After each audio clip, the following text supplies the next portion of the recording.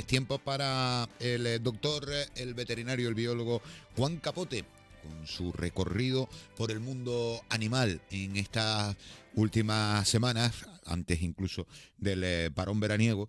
Nos estaba exponiendo el bueno de Juan Capote a animales que han marcado su vida. Hoy, una paloma. Hoy vamos a hablar de otra criatura, una criatura más, en este caso una paloma. Los que esperan que yo les relate la historia de una cabra van a tener que esperar todavía unos cuantos programas más, o unos cuantos audios más. Este era un superviviente y era un palomo. Conducían al ritmo de antiguo todoterreno cuando la mirada de ella se fijó sobre un torbellino grisáceo a un lado de la carretera. Pararon. Sin mirarse, sin hablar, se habían tomado conjuntamente la decisión de salvar a aquel animalito de una muerte más que probable. Al arrancar, Milagros ya acurrucaba y calentaba los plumones revoltillados del pichoncito, que desde su entendimiento ciego aceptaba con gusto la nueva situación. Una hora más tarde llegaron a la casa y después de introducirlo en una caja llena de pinillo o de pinocha, lo bajaron al establo con el resto de los animales. Era el lugar que le correspondía, aparte de que reunía las condiciones térmicas requeridas por sus escasos días de vida. Y allí fue alimentado 3 veces al día por todos los miembros de la familia. Lo hicieron con migas de pan mojadas en leche al principio y con granos de millo después. No puedo saber qué vio al abrir sus ojos por primera vez, pero tardó poco tiempo en encontrarse con otros seres emplumados a los que rápidamente identificaría como miembros de su especie y, sin duda, pasado el tiempo, como torpes sin excepción, componentes de su clan. Cuando sus plumas le permitieron salir de la caja, empezó a conocer el entorno en el que crecería.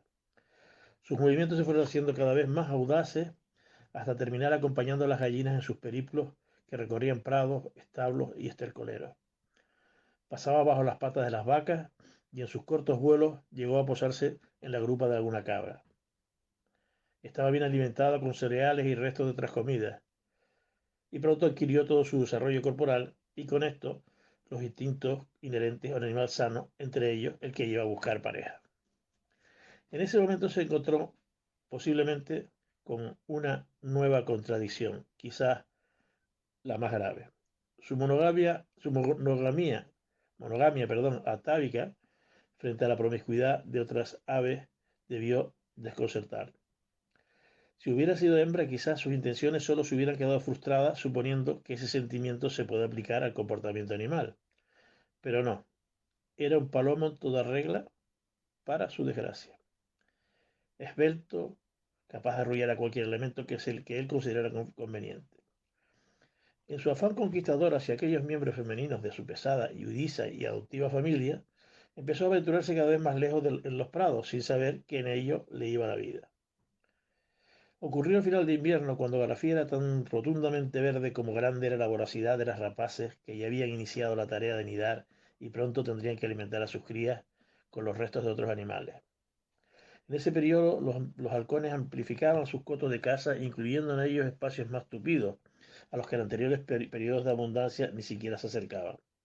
Eso incluía las reducidas praderas que colgaban entre los profundos barrancos, donde pastaban cabras, escarbaban gallinas y revoloteaban palomas, casi todas ellas sometidas a la estricta regulación social que caracteriza a, a ellas mismas, a las palomas. Un día Omar, cuya profunda mirada de cabrero había descubierto ya varias veces el vuelo letal de la rapaz, cantó el síntoma patognomónico de una muerte anunciada. Al unísono las gallinas gorgojearon dispersándose en busca de refugio. También lo hizo una de ellas que, en un extremo del prado, soportaba el incómodo acoso del palomo. Casi al mismo tiempo de levantar el vuelo, este sintió la garra que se le clavaban parcialmente en el costado. Omar pensó, adiós, palomo. Las únicas 3 veces que había visto una acción parecida, dos pollos y un pichón del vecino se habían quedado en tierra. Pero claro, nuestro palomo no era un palomo ortodoxo por las reglas de la centrería. En lugar de buscar el suelo o una salida lateral, se precipitó a través de la alambrada de espinos. Eso le salvó la vida al dejar el halcón contusionado y sin ganas de perseguir a su prácticamente segura presa. El propio Omar no se lo creía, y allí nació una simpatía que se incrementaría con el tiempo y con el creciente ardor de aquel superviviente.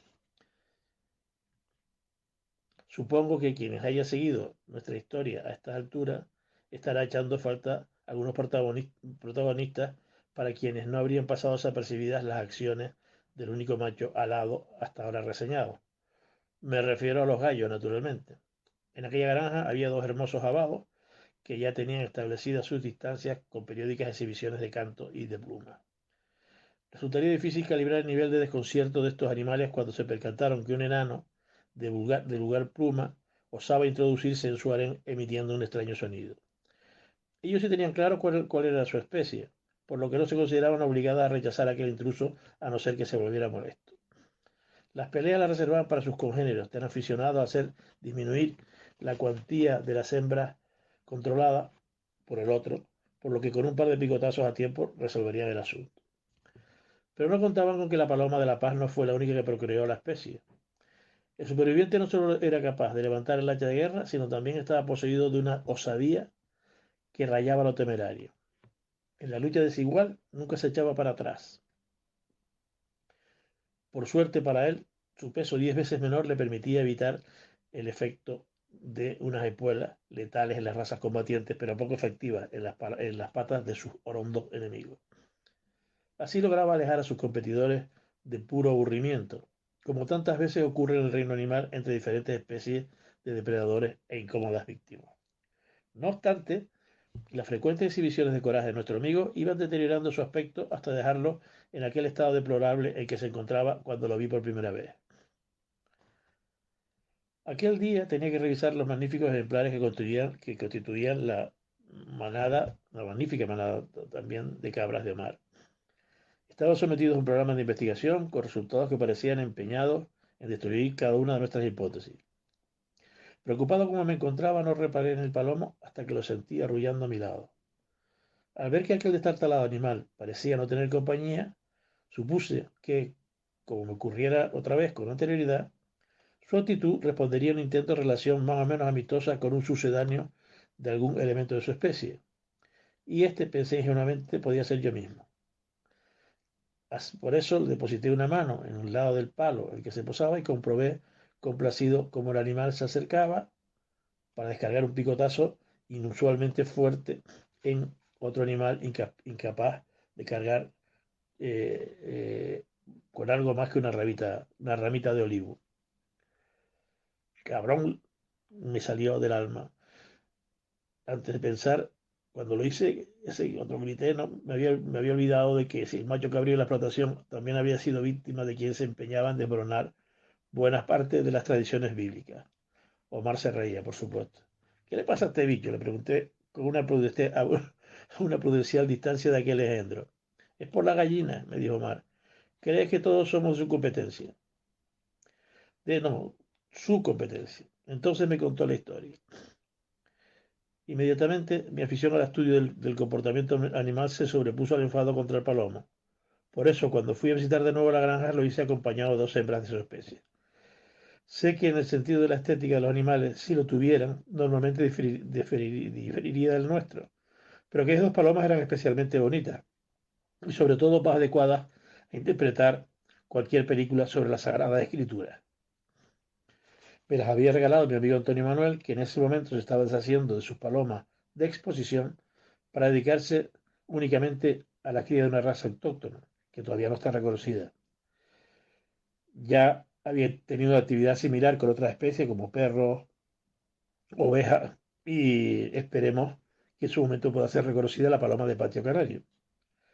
Total que me dio esos ejemplares que eran de una blancura digna de ser exhibida en un claustro de novicias. Y además eran jóvenes y vigorosos, o vigorosas en este caso. Personalmente, entre los domésticos, considero más bellos aquellos animales que desarrollan una funcionalidad, por lo que no debe resultar extraño que mis palomas favoritas sean las mensajeras.